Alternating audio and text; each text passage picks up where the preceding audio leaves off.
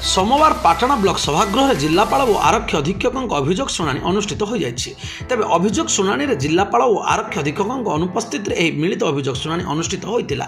जिलापाल अनुपस्थित अतिरिक्त जिलापाल रवींद्र कुमार प्रधान और एसपी अनुपस्थित अतिरिक्त आरक्षी अधीक्षक हरप्रिया नायक शिविर में उपस्थित थिबा बेले जिला परिषद मुख्य उन्नयन अधिकारी कुमार नागभूषण, जिला अतिरिक्त स्वास्थ्य अधिकारी डाक्टर बसंत कुमार पात्र प्रमुख अभियोग शुणाणी उपस्थित रही शुणाणी करथिले। शिविर को मोटामोटी भाव 76 अभियोग आसीथिबा बेले सर्वाधिक खाद्य सुरक्षा कार्ड और विभिन्न भत्ता संबंधी अभियोग होता।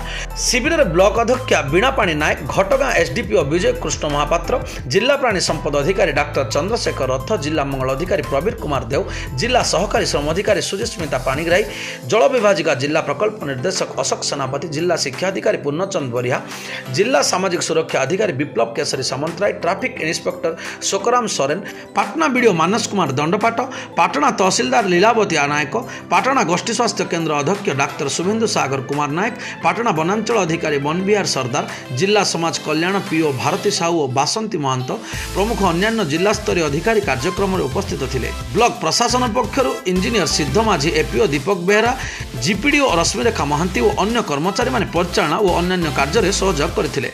केन्दुझर ब्यूरो चीफ दशरथ बारिकों रिपोर्ट, एथर संभाल लाइव।